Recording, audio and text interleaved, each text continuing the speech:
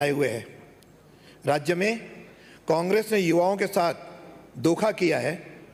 चुनाव में युवाओं का भरपूर उपयोग किया, रोजगार के स्वप्न दिखाए, लेकिन परिणाम वह ढाक के तीन पात रहे। युवा अपने आप को ठगा सा महसूस कर रहा है। युवाओं के लिए चुनाव में 5 लाख नौकरियों का वायदा किया, लेकिन 3 बजट, जिसमें भी तीसरे बजट में 2 साल की जो घोषणा की, इस तरह मिला करके कुल 1,78,000 की घोषणा की, लेकिन अब तक केवल नियुक्तियां 3.25 साल या 35 महीने में जाकर के 42,000 को दे पाए हैं। और इसका आंकड़ा बेरोजगारी का मैं नहीं कह रहा हूं, लेकिन CMI के आंकड़े बहुत चौंकाने वाले हैं। राजस्थान देश के दूसरे नंबर पर बेरोजगार के लिए है, जबकि केंद्र से 3 गुना आज बेरोजगार राजस्थान में है। केंद्र में जनवरी में 5.81% थी, राजस्थान में 17.7 थी। अप्रैल में ये बढ़कर के राजस्थान केंद्र में 7.13 है, तो राजस्थान के अंदर 28% आज ये है, जबकि यूपी राजस्थान से 3 गुना है, उसमें केवल बेरोजगारी 6.9% है। सरकार का कोई ध्यान नहीं है।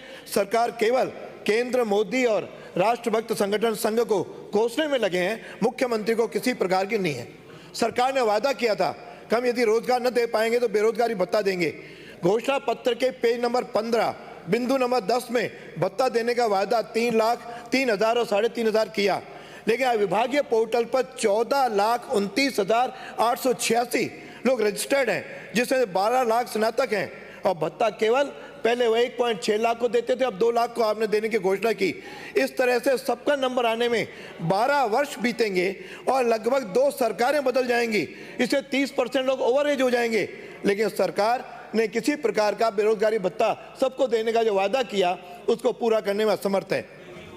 माननीय सभापति महोदय, UPSC में कोई विवाद नहीं होता, वह भी कई प्रकार के एग्जाम कराती है, लेकिन RPSC सदैव विवादों में घिरी रहती है। अब RS 2008 जिसमें से जो परीक्षा हुई, उसमें आपको ध्यान होगा कि हमारी उम्मीद है कि RPSC में पारदर्शिता निष्पक्षता की होगी, लेकिन आज यह भ्रष्टाचार के आरोपों में घेरे हैं। यदि मैं कहूं कि उच्च पदस्थ राजनीतिज्ञों को उपकृत करने का यदि चारागाह बना हुआ है, तो शायद अतिशयोक्ति नहीं होगी। आज राजस्थान लोक सेवा आयोग को यदि मैं कांग्रेस लोक सेवा आयोग कहूं, तो भी शायद अनियमित होगी। और कांग्रेस में पहले कहते थे कि दाल में कुछ काला होता है, लेकिन यहाँ तो पूरी दाल ही काली दिखाई दे रही है। और मुझे आश्चर्य है कि कहते हैं हमारे मुख्यमंत्री जादूगर हैं, लेकिन ये जादूगर और उसकी टीम का ही जादू है कि एक ही परिवार के 3 सदस्यों के साक्षात्कार में अंक 80 आए। ये आज तक इतिहास में नहीं हुआ कि किसी के हो, यानी पुत्रवधु का भाई, पुत्रवधु की बहन, तीनों में लिखित परीक्षा में तो 45% अंक, और यहाँ पे 80% अंक, और OBC का गलत सर्टिफिकेट दे करके जिस प्रकार की प्रक्रिया की है, मुझे लगता है ये पूरा कांग्रेस लोकसभा आयोग बना दिया गया है। इंटरव्यू की प्रक्रिया पूरी तरह सवालों में है। यहाँ तक के सीकर के अंदर एक कलाम कोचिंग सेंटर है, उसके एक ब्रांच जयपुर में भी है।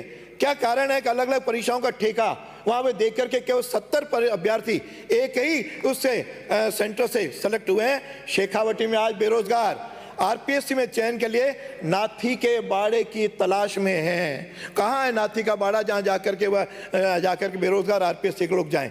और 87 परीक्षा के केंद्र थे, 7 केंद्रों में ही 200 में से 77 चयनित हुए। इस प्रकार मेरा आपसे केवल 1 मिनट केवल लूंगा कि उत्तर पुस्तिकाएं 1 वर्ष तक तो बिना जांचे रखी। जब 14 फरवरी को जांची गई, तो वह भी कहाँ जांची? बृहस्पति भवन, विक्रमादित्य भवन में, जहाँ के VC RP सिंह एक रेड हैंडेड, एक रिश्वत के लेते हुए भ्रष्टाचार में रंगे हाथों पकड़े गए। और ये वही VC हैं जिनके जोधपुर में 32 लोगों का उन्होंने नियुक्ति करवाई थी। ऐसे लोगों के यहाँ में आज कॉपियों की जांच भी संदेह के घेरे में। मॉडल आंसर की नहीं बनाए जाते हैं जो देश भर में बनाई जाती है। ऑन स्क्रीनिंग मार्किंग पद्धति में निश्चित रूप से कंप्यूटर में छेड़छाड़ होती है, उसकी इससे संभावना रहती है, उसकी कोई व्यवस्था नहीं। यहाँ तक DOP ने रूल 15 में हमेशा रूल के अंदर 15 गुना करते हैं, लेकिन इसमें 30 गुना दिए गए ताकि राजनीतिज्ञों के संबंध भी आ सकें। इस प्रकार अभी RSLDC में घूस कांड हुआ, जिसमें मैनेजर और कोऑर्डिनेटर गिरफ्तार हुए हैं, 2 IAS के दफ्तर सील हुए हैं। यानी इस प्रकार की जो आज स्थिति बनी है, पेपर आउट हो रहे हैं, लाइब्रेरियन की परीक्षा, पटवारी की परीक्षा, लैब टेक्नीशियन की परीक्षा, रेडियोग्राफर की परीक्षा। ये एक आखिर में एक बिंदु और कहूंगा कि सरकार ने घोषणा की थी कि परीक्षा शुल्क हम लौटाएंगे।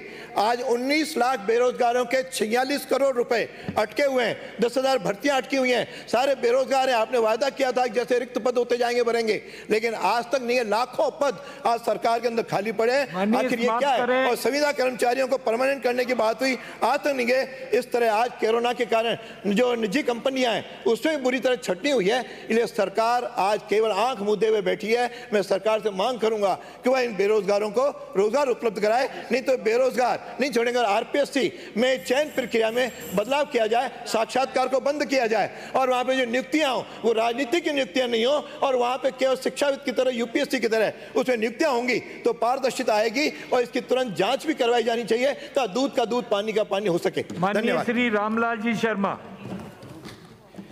माननीय सभापति महोदय, आपने मुझे स्थगन के ऊपर बोलने का अवसर दिया, उसके लिए मैं आपका आभारी हूं।